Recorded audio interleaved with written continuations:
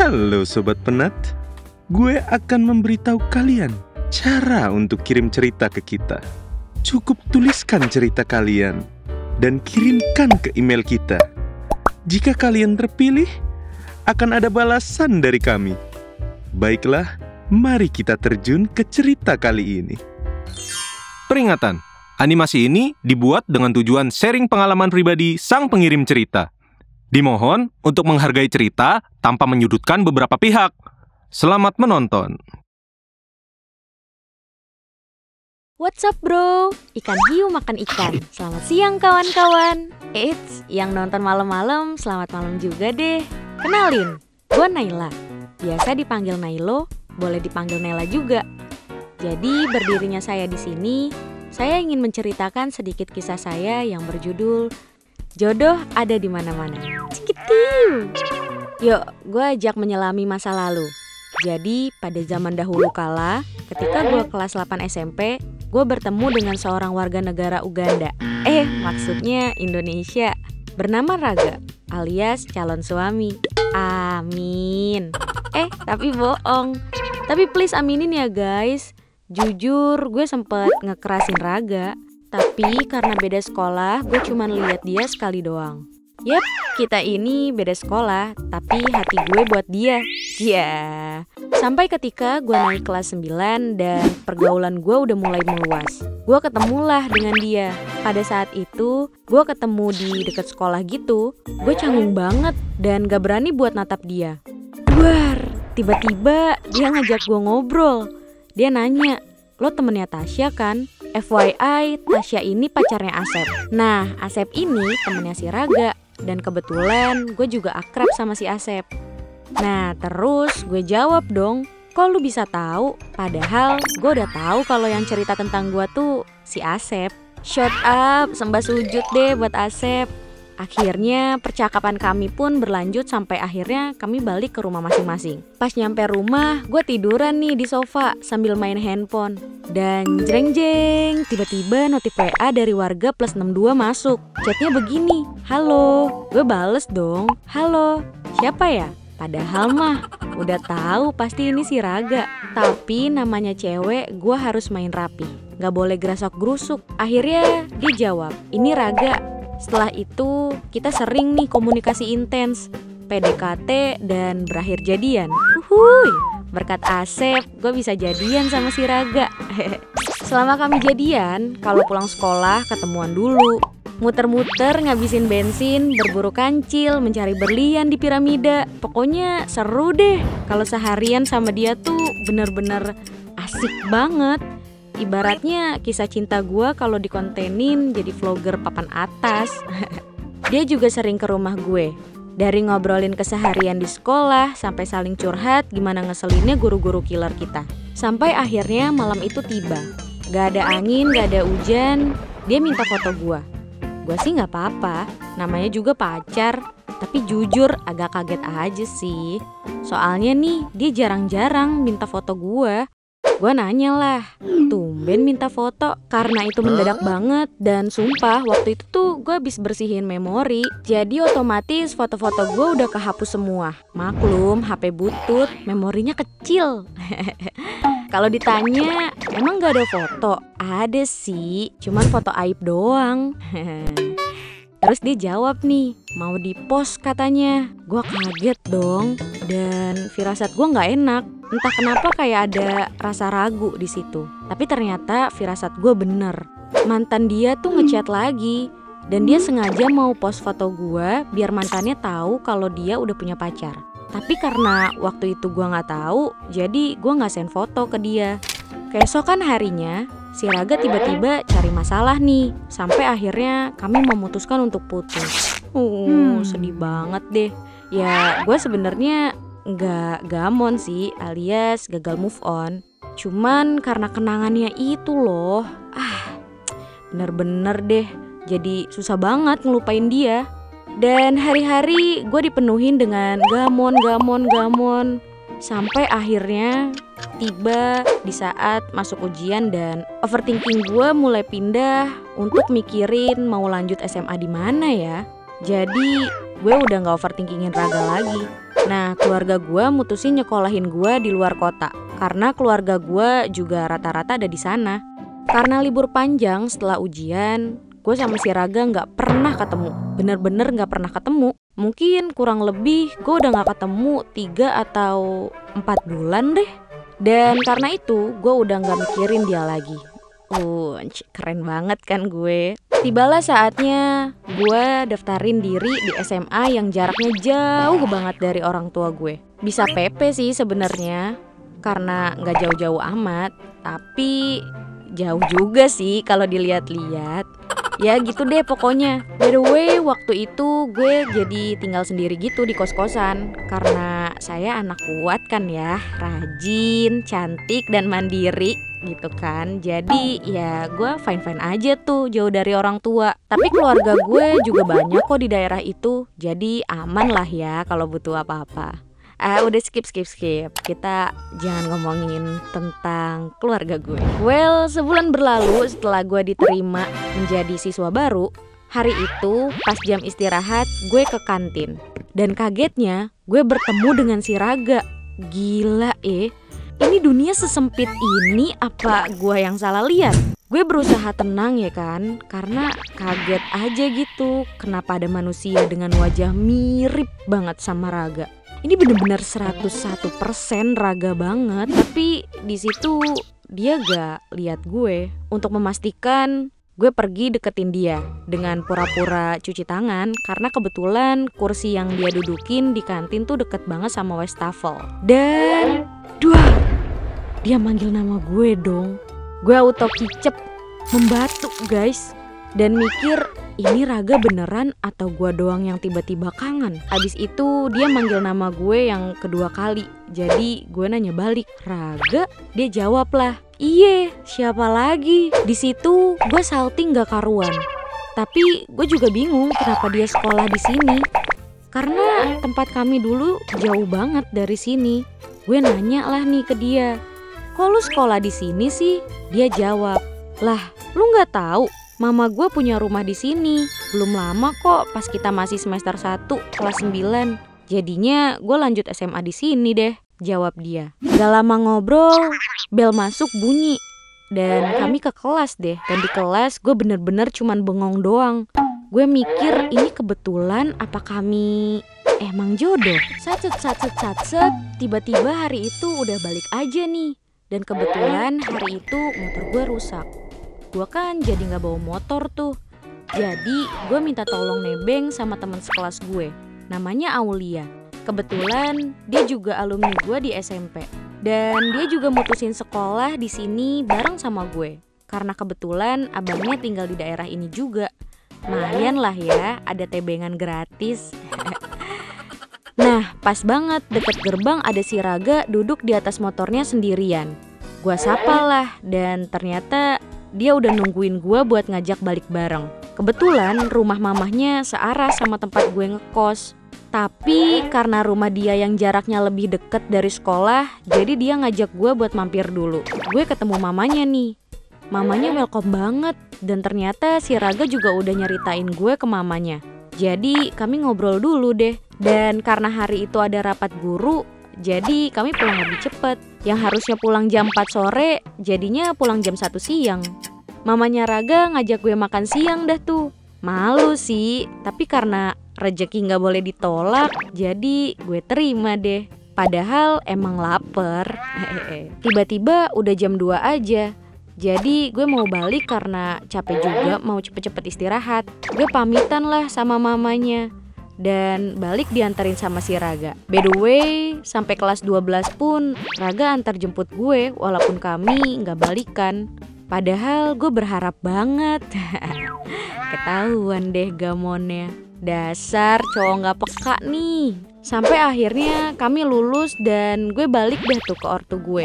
4 hari setelah gue balik, si Raga tiba-tiba datang. Nah, pas banget keluarga gue juga lagi pada ngumpul semua.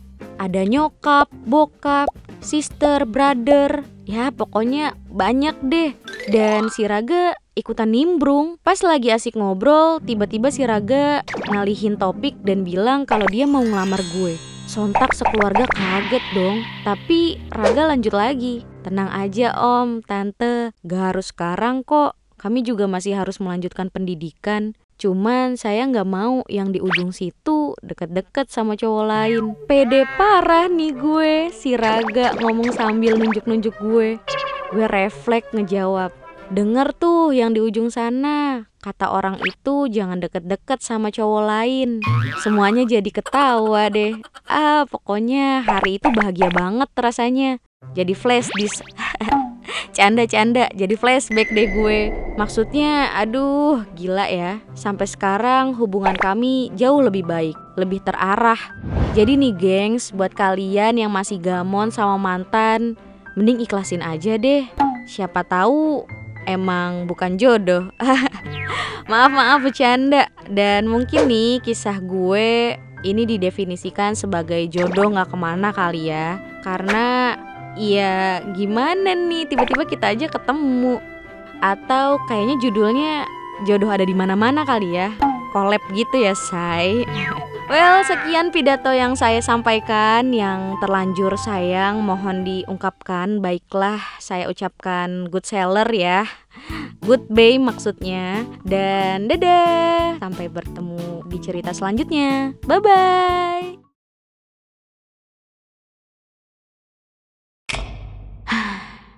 Jadi perempuan di usia-usia seperempat abad tuh emang serba salah ya. Rasanya kayak diburu-buru buat dapat pasangan. Dan nikah jadi standar hidup bahagia. Emang sih gak semuanya kayak gitu. Tapi buat gue pribadi, di angka 25 adalah target yang pas buat gue menikah. Kenalan dulu dong. Hai Sobat Penat, pecinta curhat.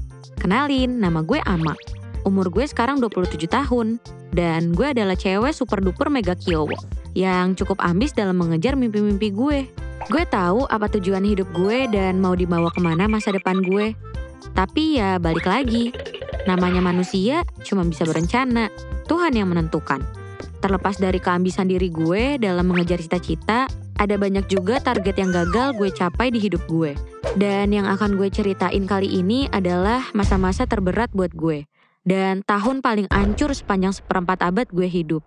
Sebagai seorang kembang desa yang sangat dan anak terakhir ini, gue punya target menikah di umur 25 tahun. Yang which is udah lewat 2 tahun nih di umur gue yang sekarang. Semua mimpi-mimpi kehidupan rumah tangga gue yang indah, menyenangkan, dan manis itu hancur gitu aja. Ya karena mantan bangsat gue yang terakhir itu. Gue capek banget kalau ingat cerita ini. Merasa kayak, kok bisa gue segoblok itu? Kok gue bisa mau dibodoh-bodohin sama puluh-puluh macam dia? Apakah ini kekuatan adudu yang sebenarnya? Oke, balik ke cerita ya. Jadi gue udah pacaran sama cowok ini udah cukup lama. Sebut aja namanya Bimo. Emang sih dia good looking dan cukup baik sama gue. Dulu dia selalu ada 24/7 buat gue. Antar jemput gue kerja, ngajak malam mingguan ke kafe mewah dan estetik, jalan-jalan keliling kota, dan masih banyak lagi. Kalau kata anak zaman sekarang mah, princess treatment banget lah. Gue diperlakukan dengan sangat baik bak Roro Jongrang. Dari semua hal baik itu, udah pasti bikin gue jadi melting dong. Hari-hari dibikin lemes kayak agar-agar. Siapa coba yang gak melting kalau punya pacar modelan gini? Eits, tapi jangan kesenangan dulu. Semua tingkah manisnya gak bertahan lama guys. Di tahun kedua kita pacaran, doi berubah drastis. Mulai dari sering hilang, banyak alasan kalau diajak ketemu, sampai mulai berani minjem-minjem uang ke gue. Tadinya sih gue masih ngerasa biasa aja, gak ada masalah yang begitu mengganggu. Tapi kok lama-lama kayak ngelunjak juga ya nih orang. Memasuki tahun ketiga gue pacaran sama Bimo, gue makin gak sanggup lihat kelakuannya. Dia makin sering minjem-minjem uang, sering marah gak jelas. Sampai puncaknya nih, dia ketahuan selingkuh. Bejir, shit. Sakitnya kena tepat di miau-miau gue cuy. Harusnya tuh kita tahun ini nikah. Malah kandas kayak gini. 3 tahun hubungan gue sama dia sia-sia. Nikah enggak, diselingkuhin iya. Lebih parahnya lagi, gue jadi diporotin. Uang gue yang dipinjam sama dia tuh bisa sampai sekitar 10 jutaan. Dan sepeser pun belum ada yang dibalikin. Asli deh, ini bener-bener tahun terberat buat gue. Waktu itu umur gue genap 25 tahun. Dan kejadian ini bikin gue bener-bener trauma sama yang namanya komitmen. Boro-boro mikirin nikah, traumanya aja masih nempel banget sama gue. Saat itu gue bener-bener hancur. Mungkin bisa dibilang itu titik terendah di hidup gue. Ya gue tahu sih, momen orang emang beda-beda. Mungkin emang gue belum diizinin untuk menikah di umur gue yang ke-25. Tapi perasaan hancur dan sakit itu pasti ada. Karena tabungan gue juga sampai ludes gara-gara si Bimo kampret itu. Sampai akhirnya mau gak mau gue harus buka usaha kecil-kecilan buat nambahin pemasukan. Karena gaji gue aja gak cukup buat bayar cicilan rumah gue. Dari situ mulainya gue usaha jualan kue-kue kering. Hari-hari gue setiap pulang kerja cuma bisa nangis sambil bikin kue. Sambil meratapi nasib yang udah terjadi dan bener-bener di luar rencana gue. Yang harusnya gue udah nikah di tahun ini dan hidup bahagia berumah tangga, tapi malah berakhir apes karena cowok sialan itu. Masih sendiri dan harus berjuang nyari penghasilan tambahan, tapi ya gue akan tetap berusaha sekuat tenaga sih untuk survive dan bertahan aja. Sampai akhirnya gue bisa lewatin fase ini. Dan kembali jadi gue yang happy, kiowo, bersinar cerah seperti bunga matahari. Setahun berlalu dan sekarang kondisi gue lumayan membaik. Dari segi mental dan ekonomi. Tapi kalau soal percintaan, gak usah ditanya lah ya. Gue masih struggle melawan trauma gue. Dan masih belum bisa mulai hubungan yang baru lagi. Masih ngeri cuy. Nanti gue dapet zong lagi. Saking fokusnya gue benahi hidup, orang-orang di sekitar gue pengen banget ngeliat gue punya pasangan lagi. Sampai akhirnya sering banget tuh mereka mulai jodoh-jodohin gue. Yang sama pengusaha lah, pegawai BUMN lah, PNS lah. Wah, macem-macem dah tuh pilihannya. Udah kayak lagi ikut take me out aja nih gue rasanya. Tapi walaupun begitu, gue tetap ikutin semua perjodohan itu. Ya, siapa tahu ada yang berjodoh kan ya sama gue. Cuma ya sayangnya nggak ada nih yang srek. Dan emang belum jodoh aja kali ya. Setelah perjodohan itu nggak ada yang berhasil, akhirnya temen gue sempat nyaranin gue buat bikin akun dating app. Dia sih bilangnya buat seru-seruan aja. Lagi juga apa yang mau diharapkan dari sebuah dating apps yang isinya banyakan stranger. Kecuali strangersnya nih kayak Brad Pitt. Gak apa-apa deh, culik aku mas. Enggak ya guys ya, bercanda. Tapi setelah gue pikir-pikir, kayaknya boleh juga nih nyoba install dating apps. Ya buat seru-seruan aja. Biar HP gue gak sepi-sepi amat. Minimal ada lah yang nanyain, udah makan belum? Hari ini ada keseruan apa? Atau sekedar kayak, kenapa ya kita gak dilahirkan jadi ubur-ubur aja? Setelah gue main dating apps, ada tuh satu orang yang mau kenalan sama gue. Karena katanya kita match nah. Setelah lama kita chattingan, gue lama-lama kok ngerasa nih orang agresif banget ya. Baru juga chattingan, udah langsung ngajak ketemu aja. Terus nanya-nanya hal-hal pribadi lagi. Kan serem banget ya. Akhirnya karena gue takut, gak gue lanjutin dah tuh chattingan sama dia. Gue tinggalin tuh dating apps selama beberapa hari dan pergi berpetualangan bersama Dora, menyeberangi lautan dan menghitung bintang-bintang di langit. Sampai suatu hari gue buka lagi nih dating apps dan ternyata ada lagi nih yang match, namanya Ari. Kalau dilihat dari profilnya sih cakep ya. Terus kayaknya lebih kalem juga nih orangnya. Akhirnya kita kenalan dan coba chattingan dan ternyata seru banget orangnya. Kayak kita bener-bener nyambung gitu loh. Terus karena kita merasa seru dan klop, akhirnya kita lanjut saling follow di Instagram. Dan ternyata bener guys, aslinya emang cakep. Asli deh. Setelah saling follow IG, dia mulai sering tuh balesin snap gue. Ya pokoknya makin sering lah kita bertukar cerita.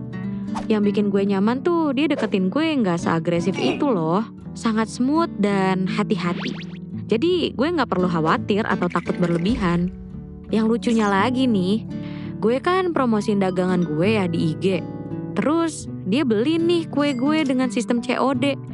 Dan itu adalah awal pertemuan kita.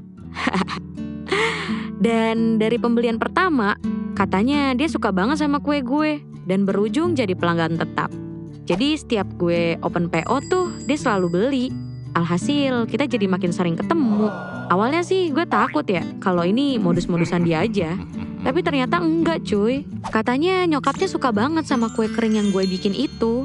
Dan bener sih, pas kita COD-an itu bener-bener gak ada apa-apa. Kayak temen yang jualan ke temennya aja. Ketemuan, kasih barang, ngobrol, sedikit basa-basi, terus bubar lagi. Gue yang waktu itu emang lagi fokus jualan sih senang-senang aja ya.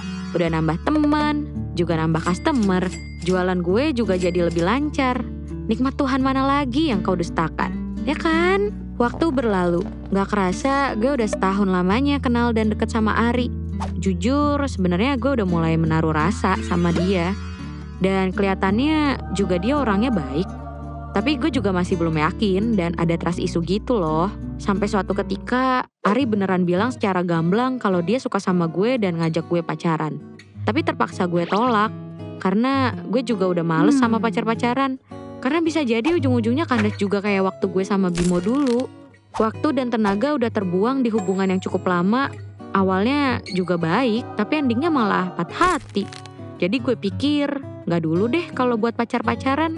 Akhirnya gue coba buat jelasin semua alasan itu ke Ari. Dan lo tahu jawabannya apa? Aku terima dan coba ngerti perasaan kamu.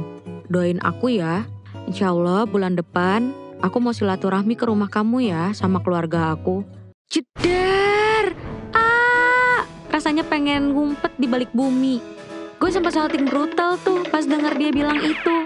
Tapi akal sehat gue langsung menampar dengan keras dan gak mau berharap lebih. Bisa aja kan itu cuman omongan buat nyenengin hati gue doang. We never know guys. Sebulan berlalu. Tiba-tiba si Ari DM gue. Minta Sherlock karena besok mau datang ke rumah gue sama keluarganya.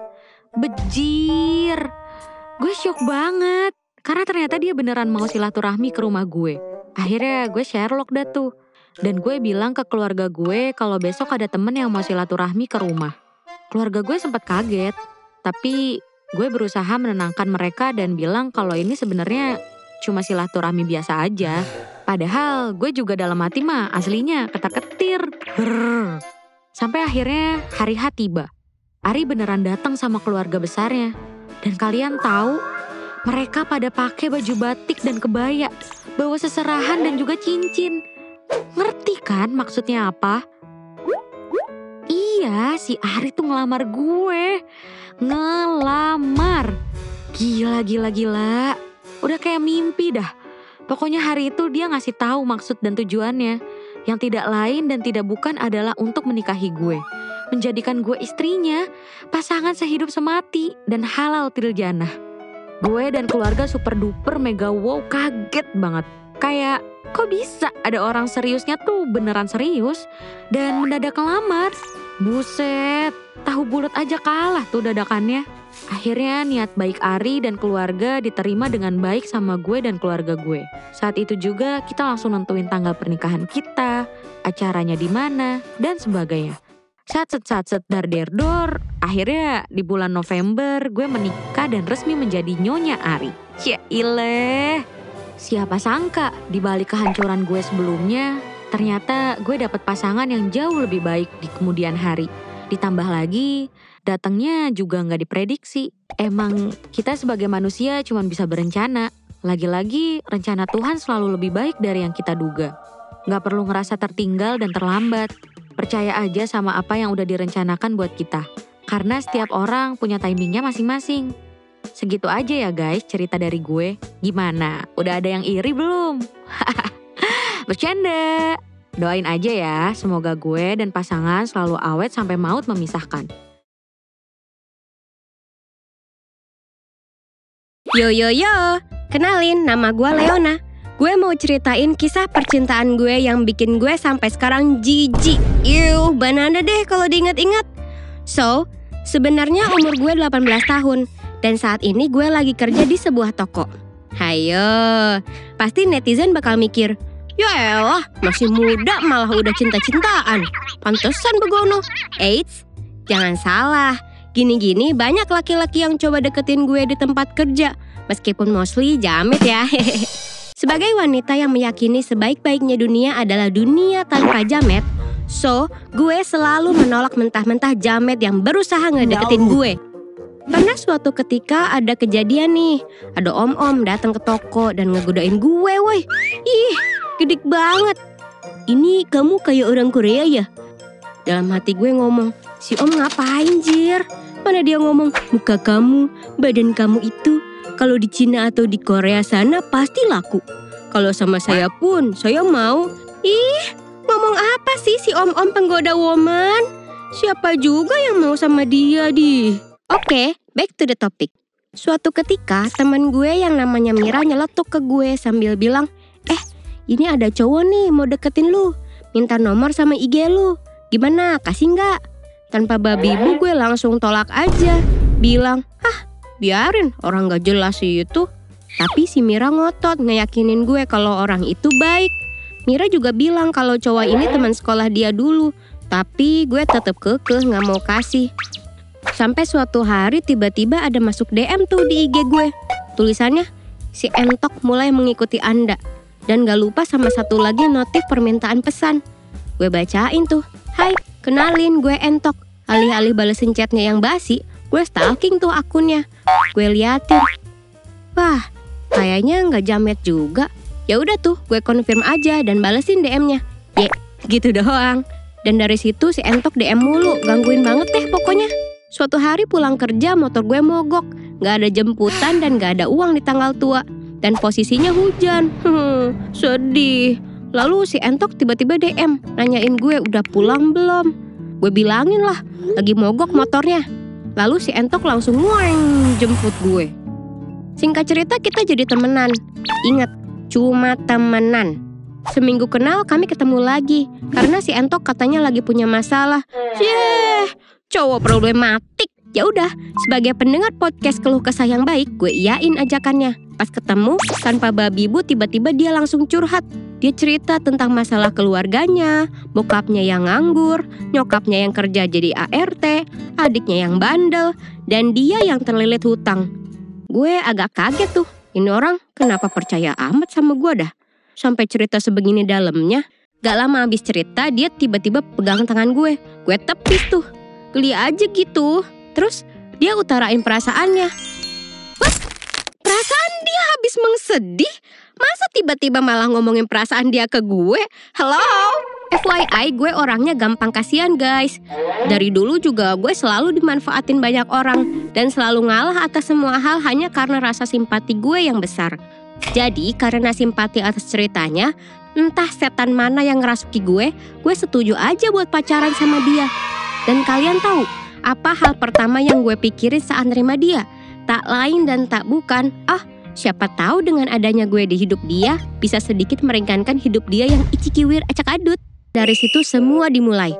Selama berpacaran juga gue selalu bohongin nyokap. Setiap mau ketemuan sama Entok, gue cari alasan apa aja buat bisa ketemu Entok. Semenjak sama Entok juga gue selalu pulang larut. Gue tahu ini salah, tapi entah setan apa yang berhasil ngejerat gue. Bermula dari gue awalnya bekalin dia makan, supaya uang dia bisa dihemat untuk bayar hutang. Awalnya hanya untuk sebulan. Tapi malah jadi kebiasaan bekalin dia terus. Kayak, jiwa keibuan gue mulai muncul. Kadang kalau gue gak sempat masak, dia tagih, bekal gue mana? Kadang pun kalau gue lagi gak ada uang di tanggal tua, boro-boro masak. Gue aja makan nasi putih kasih kerupuk 2.000 doang woy. Dan dia nanyain, bekal gue? Pas gue jawab gue gak punya duit buat beli sayur, dia malah adu nasib. Yah, kalau mau adu-aduan mah, ayo adu Beyblade aja. Mana tiba-tiba ungkit utangnya banyak lah. Dan dia lewat depan tempat kerja gue sambil pasang muka sedih-sedih kemiskinan gitu, dengan tampilan yang menyedihkan. Di situ malah gue yang ngerasa bersalah anjir. Tak jarang juga bekal gue yang harusnya untuk gue bertahan dari pagi sampai malam, gue kasih aja ke dia gitu. Bego kan? Emang. Pernah suatu ketika dompet gue melarat lagi di tanggal tua. Ya biasalah kaum pejuang celengan babi. Eits, bukan ngepet ya, tapi buat nabung. Dan di toko gue lupa bawa minum. Gimana gue bisa gak minum dari pagi sampai malam? Secara teman-teman gue itu bukan tipe orang yang berbagi. Semisal ada makanan atau cemilan ya makan sendiri-sendiri, gak nawarin orang lain. Dan perkara minjemin duit tuh tabu deh pokoknya. Jadi gue gak mungkin minjem duit sama mereka atau meminta setetes air kehidupan ke mereka. Gue chat lah si doi.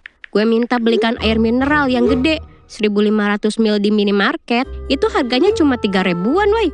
Gue bilang besok gue ganti tuh duitnya. Bukannya jawab iya, dia malah nagih bekal. Tuh orang gila apa gimana sih? Buat beli minum 3.000 aja gue gak punya duit anjir. Dan gue agak emosi tuh. Kan dibilang gue lagi gak punya duit. Bisa gak sih minta tolong sekali doang? Dan di-read aja pesannya. Pas dia datang, kalian tahu dia bawa apa?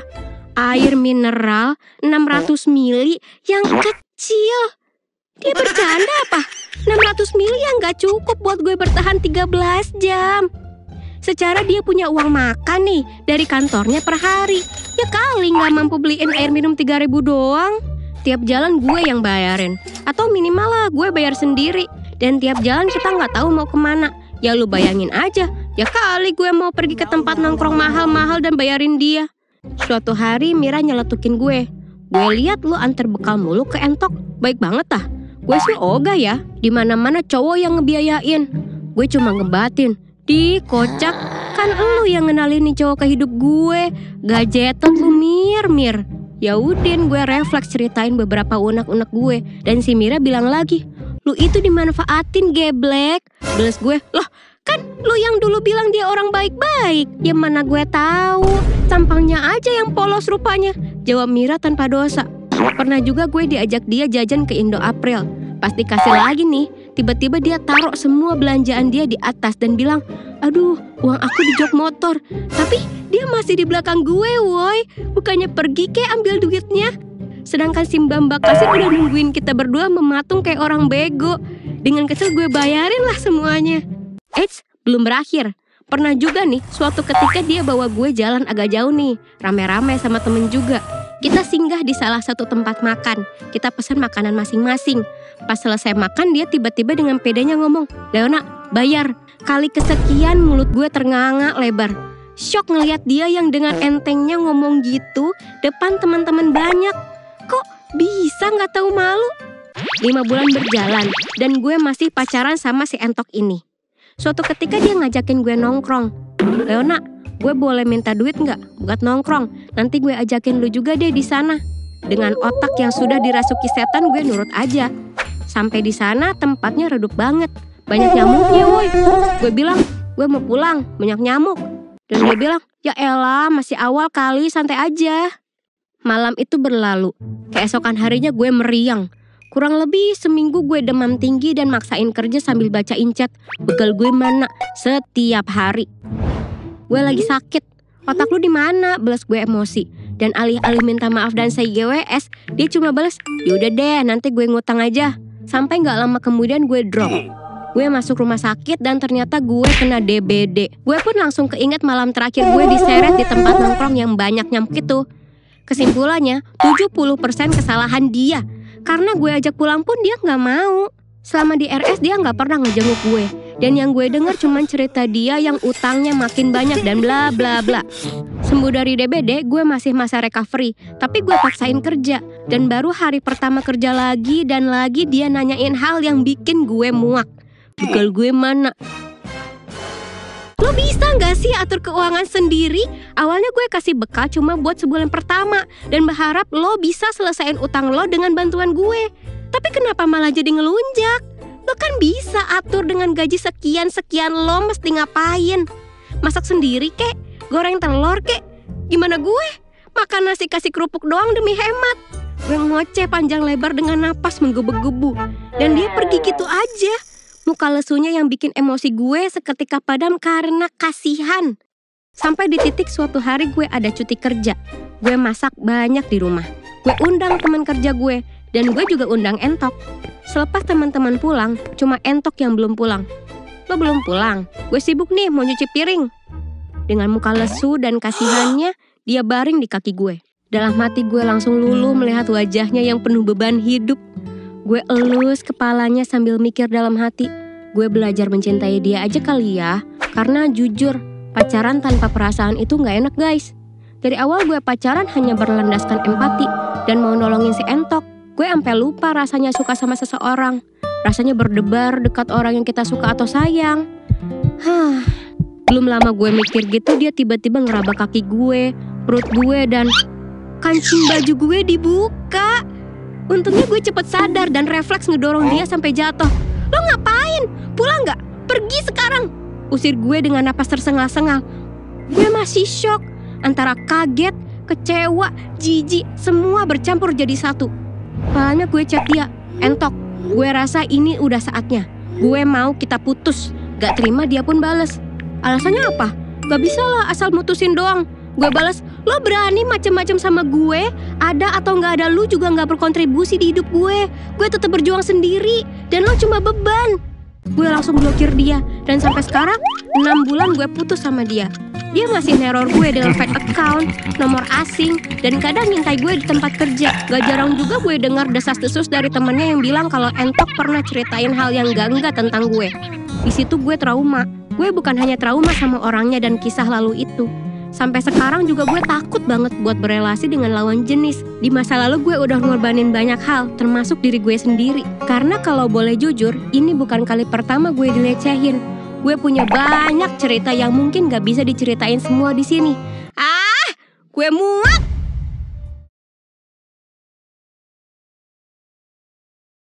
Hai, nama gue Rita. Biasa dipanggil Ita. Gue seorang karyawati, bukan mega...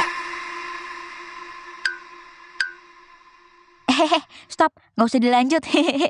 Bercanda, say. So, gue ulang ya. Gue itu karyawati yang lagi survive di Jakarta. Gue punya cerita mengenai mantan yang beban banget. Saking bebannya ini, kalau nih beban dijadiin barbel, gue yakin orang gym juga gak akan kuat ngangkatnya. Saatnya flashback time. Waktu itu gue masih SMA, masih kinyis-kinyis lah pokoknya. BTW, gue sekolah di SMA swasta. Dan hari pertama ospek, tiba-tiba gue udah ditandai sama satu senior gue. Sebut saja namanya Rafidan. Sama teman-temannya biasa dia dipanggil Edan. Maksudnya Idan. Perihal tanda menanda, gue ditandain bukan buat dilabrak ya.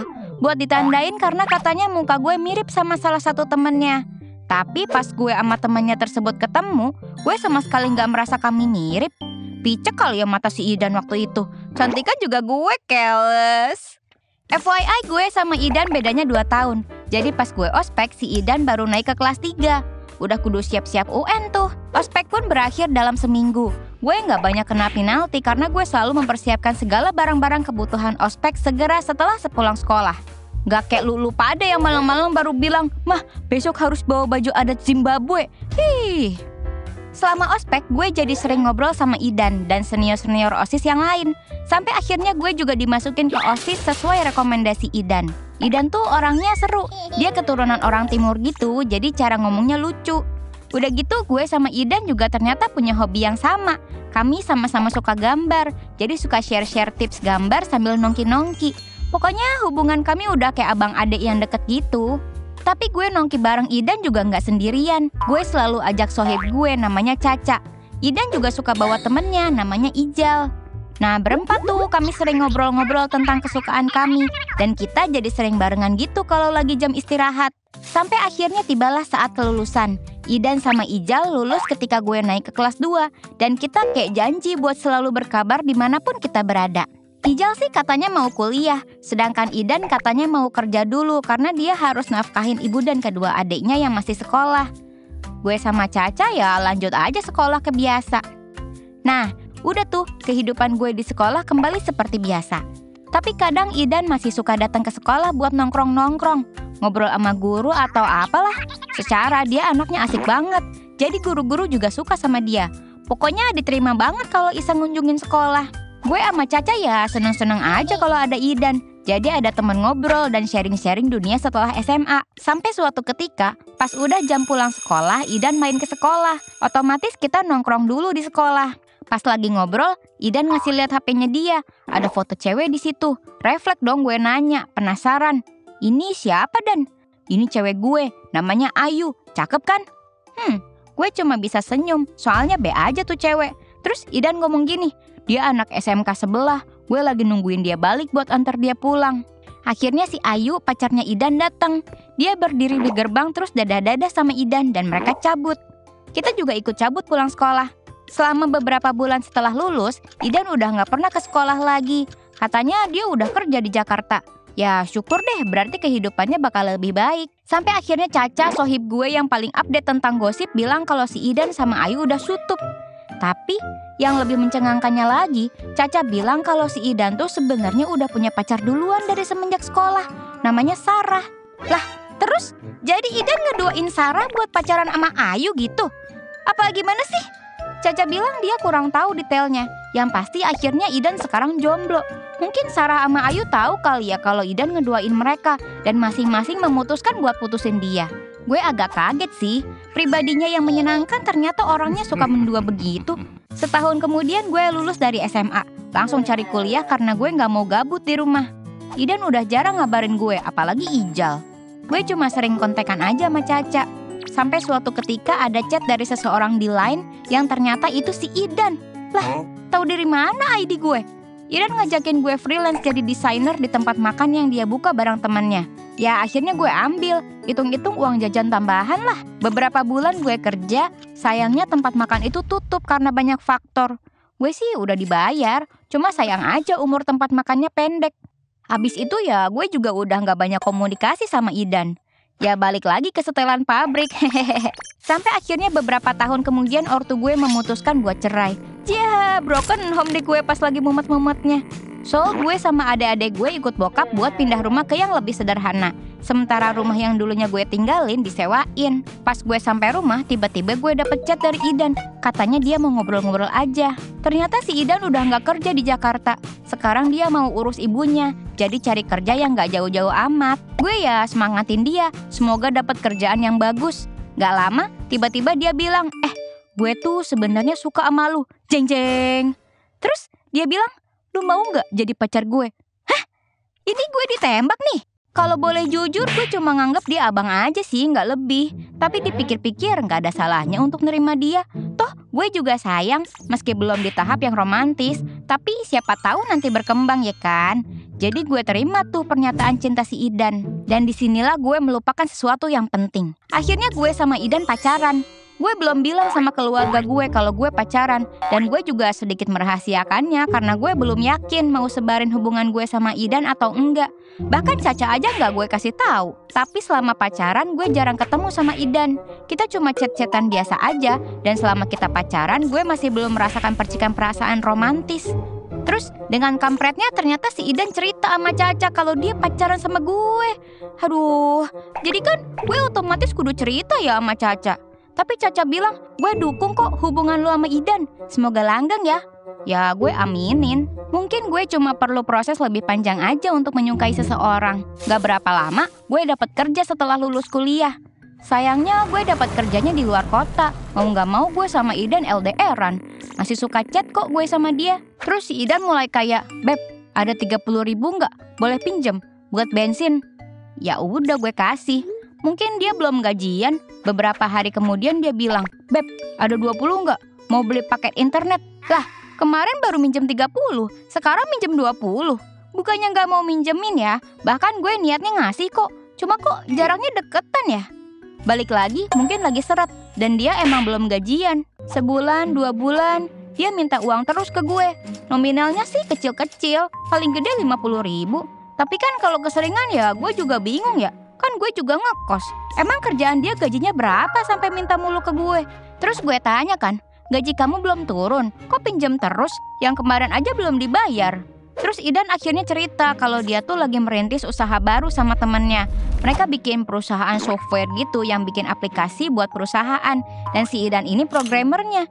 Setahu gue sih gitu ya. Tiap klien pesan tuh bayarnya di akhir, ketika aplikasinya udah bisa dipakai tanpa bug. Tapi kan satu proyek itu makan waktu berbulan-bulan untuk selesai.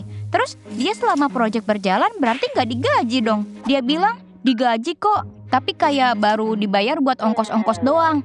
Dan yang ngurus keuangannya ini temennya Idan. Gue kenal sih sama si teman ini karena kita masih satu SMA juga. Cuma bukan si Ijal. Gue curiga di situ.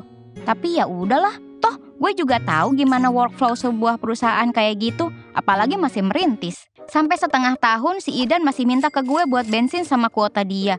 Lama-lama gue gedek juga ya. Gue akhirnya agak marah sama dia.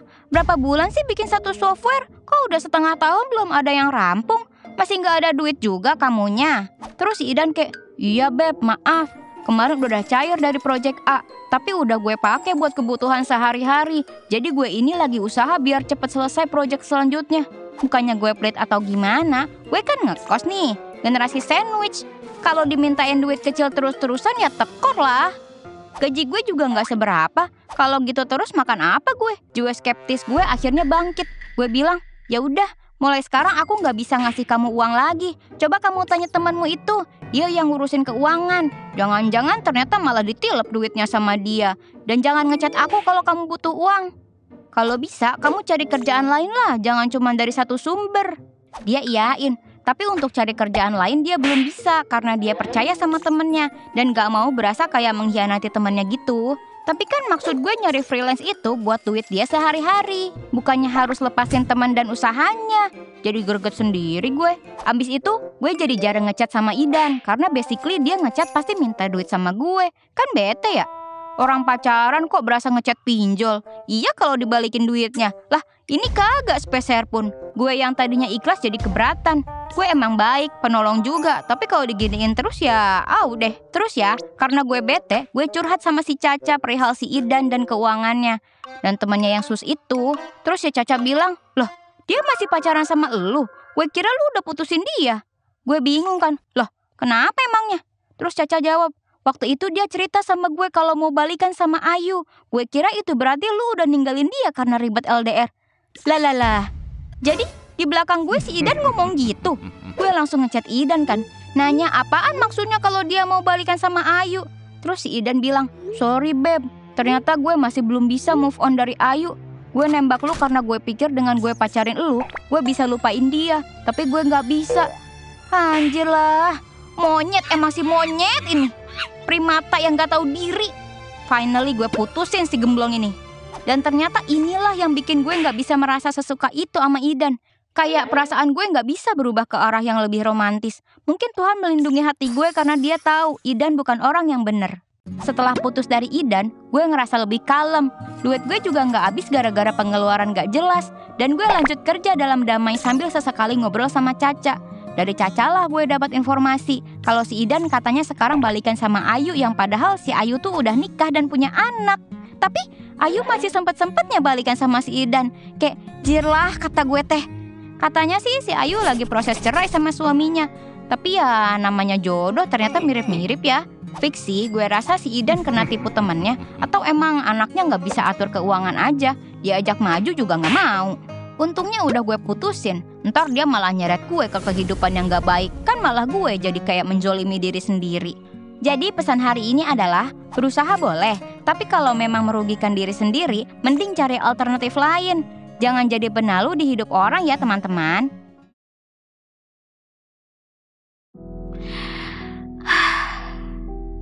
Emang boleh ya sesakit ini?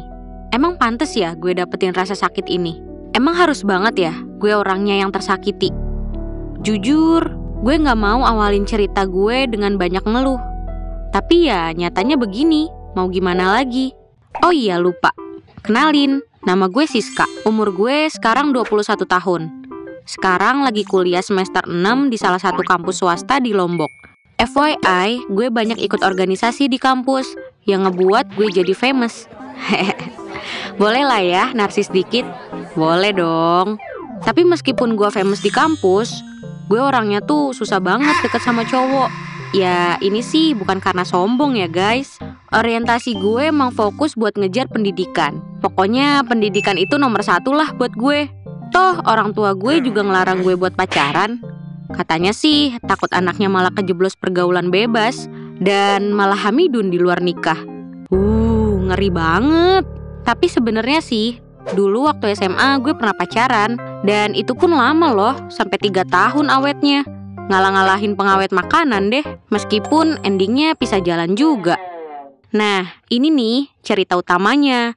Jadi pas semester 3 kemarin, gue kenalan sama cowok lewat Instagram. Sebut aja namanya Rama. Umurnya 25 tahun. Dia kalau di foto tuh tetap pakai masker gitu. Jadinya gue kayak gak tahu deh mukanya kayak gimana. Di Instagram postingannya sih agak religius gitu nih bocah. Pencitraan apa gimana? Kita ya saling DM-DMan random gitu karena obrolan kita ternyata nyambung. Gue sama dia itu beda 5 tahun. Jadi dulu pas dia lulus SMA, umur 19 tahun, dia udah mutusin kerja di Saudi, sekalian haji gitu. Setelah 5 tahun kerja di sana, dia akhirnya mutusin buat pulang. Pas 7 bulan pulang, dia asik scroll IG. Dia nemu deh IG gue. Katanya sih gitu. Karena udah kenal 1 bulan, kita mutusin buat janjian ketemu.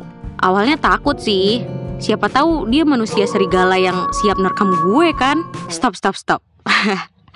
Maaf ya, halu. Ya jujur nih, gue takut karena kita tuh nggak pernah video call. Kalau kirim pap, ya paling pap tangan doang. Terus kalau nggak dicermin, tapi mukanya nggak kelihatan. Pokoknya misterius abis deh, buset. Nah, terus waktu itu ada acara ulang tahun Lombok Barat. Acaranya ya ngajak semua warga Lombok Barat buat lari pagi bareng. Terus di acara lari pagi itulah kita janjian buat ketemu. Gue minta tolong ditemenin sama temen gue, namanya Munji dan pacarnya namanya Sandi. Secara gue tuh tinggalnya di Lombok Tengah, jadi perlu temen buat nemenin ke Lombok Barat. Terus nih, gue sama dia janjian ketemu di dekat patung kuda, tapi gue nggak tahu patung kudanya di mana. Akhirnya kita bertiga muter-muter dah tuh. And finally, kita ketemu dia sama temennya. Gue auto ngucek-ngucek mata gue. Kayak nggak nyangka kalau dia seganteng itu, woy. Auto meleot hati ini, bang. Badannya bagus karena dia setiap sore nge-gym. Terus kulitnya putih, rambutnya bagus dan ada brewok tipis gitu. Gemes deh, bawaannya pengen gigit. Singkat cerita, setelah lari pagi, kita duduk-duduk makan cilok gitu. Terus kita cari tempat makan, soalnya kita berlima sama-sama belum sarapan. Terus, tahu siapa yang bayar? Dia, cuy. Respect abangku. Setelah pertemuan pertama itu, gue sama dia jadi sering ketemu pas gue pulang kuliah. Dia ngajak gue makan mie ayam, dan yang bayarin dia terus. Kan jadi makin baper gitu kan dibayarin terus. Sederhana sih, tapi bermakna. Cia. So, karena sering dijajanin, uang belanja gue jadi aman. Pas malamnya gue sama dia main Mobile Legends. Terus dia bilang gini, ayo Baywan, kita taruhan. Kalau gue menang, lu jadi pacar gue. Kalau gue yang kalah, gue yang beliin apapun yang lu mau. Beuh, penawaran yang menarik tuh. Mumpung skincare di rumah pada habis kan. Tapi ternyata gue kalah Baywan sama dia. Dia mainnya jago banget. Dan ya begitulah kami jadian.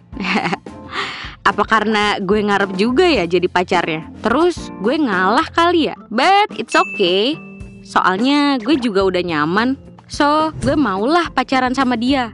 Hap, lompat pas bulan keempat pacaran, dia nyuruh gue main ke rumahnya. Awalnya gue deg-degan datang ke sana karena dia juga pertama kali bawa cewek ke rumahnya. Gue datang sambil bawa donat sama buah-buahan gitu.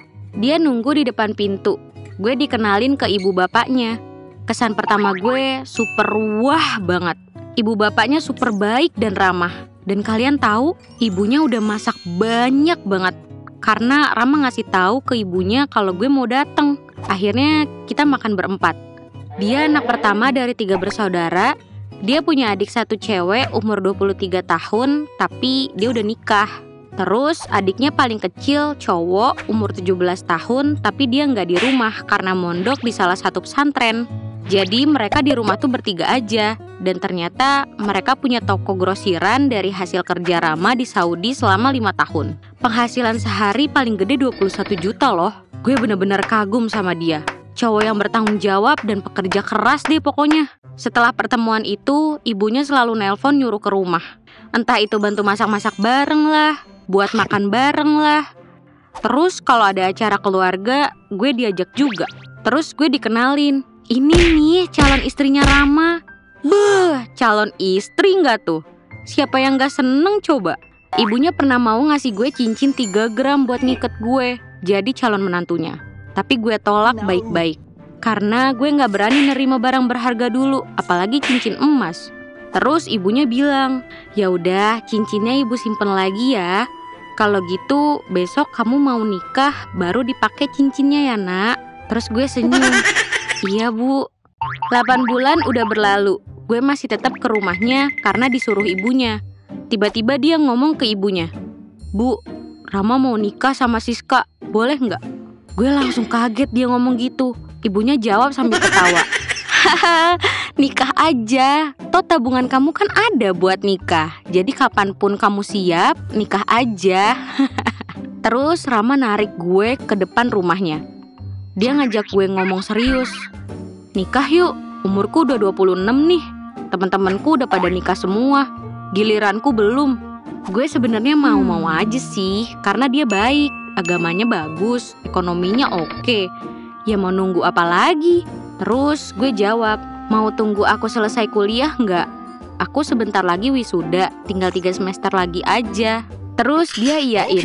Semenjak itu, setiap hari dia ngomongin rencana mau nikahin gue. Pokoknya yang diomongin tuh nikah melulu cuy. Nah, pas gue pulang dari kuliah, Rama udah di parkiran nungguin gue.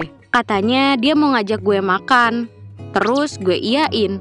Pas makan, dia ngomong lagi, ayo nikah, aku sanggup biayain semua kuliah kamu sampai S2. Kalau kamu mau. Atau biar kamu gak ragu, kamu bisa buat surat perjanjian buat dibiayain kuliah sampai selesai sebelum nikah. Terus gue jawab, aku tanya bapakku dulu gimana. Terus dia iyain. Besoknya gue tanya bapak, Pak, Siska mau nikah boleh nggak? Kuliah Siska ditanggung kok sama dia. Jeder, bapak gue langsung marah-marah. Gak boleh, pokoknya harus kerja dulu baru nikah. Kamu umur 21 udah bisa apa? Udah bisa masak makanan beda-beda seminggu nggak? Kamu kira nikah itu seneng-seneng doang? Ada susahnya. Kamu belum mikir karena umurmu aja baru 21 tahun. Setelah itu gue ngasih tahu Rama kalau bapakku nggak ngasih setuju idenya. Terus dia kayak sedih gitu. Terus bilang, biar aku aja yang yakinin bapak besok. Aku bakal ke rumahmu bicara baik-baik. Terus gue bilang, nggak usah, biar aku aja yang yakinin bapak pelan-pelan. Terus Rama iyain dengan raut muka pasrah. Setelah 9 bulan pacaran, dia terus ngomongin tentang nikah. Terus menerus kalau ketemu. Kan gue jadi jenuh ya. Terus pas di rumahnya, gue nyeletuk sedikit. Semau itu ya kamu nikah. Kamu gak bisa sabar ya nunggu aku 3 semester lagi. Terus dia pakai nada ngegas gitu. Iya, gak bisa. Seenggak mau itu ya kamu nikah sama aku. Kamu sayang gak sih sama aku? Terus karena kepancing emosi, jadinya ikutan ngegas juga. Kamu ngerti gak sih, aku masih mau fokus sama tujuan awalku dulu. Aku gak siap sibuk sama tugas rumah tangga. Sedangkan tugas kuliahku aja banyak gini. Terus dia langsung diem sambil main HP sampai gue pulang. Jir, dikacangin cuy. Setelah itu, dia ganti foto profil. Yang biasanya pakai foto sama gue. Terus dia gak pernah mau angkat telepon gue. Bahkan chat gue di WA juga didiemin. Mungkin masih ngambek kali ya. Ntar juga dia ngechat. Tapi kok 4 hari dia gak ngechat-ngechat juga ya. Tumben banget deh. Semarah itukah dia sama gue? Apa gue terlalu berlebihan ya? IG gue juga diblokir sama dia. Intinya akses buat ngehubungin dia tuh gak ada. Setelah seminggu, gue jadi makin penasaran. Gue sih gak mikir aneh-aneh ya. Soalnya berantem kayak gini udah biasa. Saling ngilang tapi ujung-ujungnya dia yang nyariin. Gue jadi agak sedikit takut. Nanti kalau dia kenapa-napa gimana? Atau mungkin dia kecelakaan terus masuk rumah sakit? Kan astaga, parah. Gue akhirnya cerita ke temen gue si Munji. Terus Munji nyaranin buat datengin aja ke rumahnya langsung. Toh udah biasa ke rumah dia katanya. Terus pas gue mau ngechat, gue sadar dia udah hapus nomor WA-nya. Terus gue panik dong. Masa dia kecelakaan terus meninggal? Kan gak mungkin dong. Terus gue ngechat ibunya. Tapi nomor gue diblokir juga ternyata. Akhirnya gue mutusin buat samperin dia ke rumahnya. Tapi gue waktu itu lagi UAS, pergantian semester selama seminggu. Jadinya gue mutusin kesana setelah selesai UAS aja deh. Itu pun gue gak bisa tenang anjir. Bener-bener kacau deh. Pas selesai UAS, gue tanyain dia ke adiknya yang cewek. Gue chat, Assalamualaikum, boleh nanya gak? Rama kemana ya? Udah 2 minggu ngilang. Terus adiknya langsung bales, loh ngapain tanya dia? Dia kan udah nikah. Siska gak dikasih tahu. Jelek, langsung kaget gue.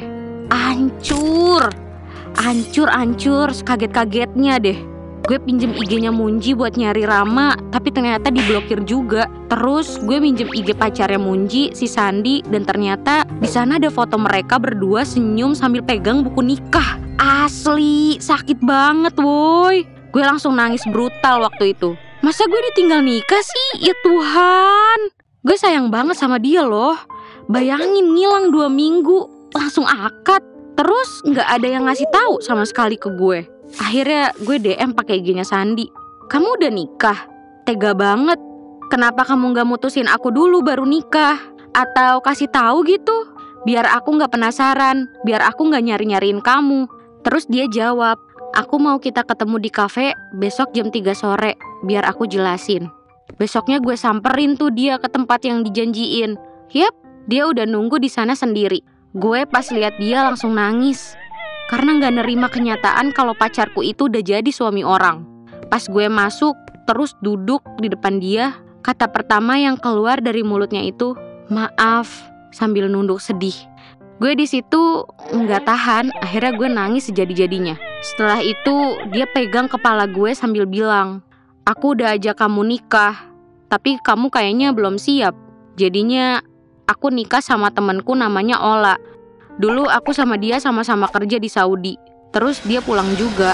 Aku ajak dia nikah, dianya mau. Perjalanan kamu masih panjang. Kamu bisa dapetin cowok kelak yang lebih baik dari aku. Di situ gue makin nangis. Terus dia berdiri buat ninggalin gue, yang masih nangis di situ. Setelah lihat dia pergi, akhirnya gue juga pergi dari tempat itu. Terus ke parkiran, ternyata dia masih di parkiran sambil nangis di atas motornya. Terus dia lihat gue. Terus dia meluk gue sambil bilang maaf. Di situ kita pelukan sambil sama-sama nangis. Kita berdua saling menguatkan satu sama lain dan ikhlasin kejadian ini. Sampai sekarang gue masih sering kangen sama dia. Walaupun 10 bulan itu bukan waktu yang singkat. Apalagi hari-hari gue lebih banyak sama dia, sama keluarganya. Jujur, gue juga kangen sama ibu bapaknya yang baik, ramah, dan lucu. Apalagi mereka juga udah gue anggap kayak orang tua gue juga. Pasti sekarang ibu bapaknya seneng deh udah punya menantu. Ola juga beruntung bisa punya mertua yang baik dan suami yang baik juga. Jadi pesan dari gue, jangan pacaran sama orang yang umurnya beda jauh kalau kalian gak siap buat nikah. Entar kayak cerita gue ini, ditinggal nikah. Mau secinta apapun, seberusaha apapun, kalau nyatanya bukan jodoh ya gini, akan pisah. Semoga gue dipertemukan dengan jodoh yang sesungguhnya. Sungguh kisah yang meremukkan hati. Tapi jangan risau, karena masih banyak ikan di lautan ini. Jika kalian suka dengan kisah ini, jangan lupa klik like, komen, dan subscribe channel Gua Punya Cerita. Ciao.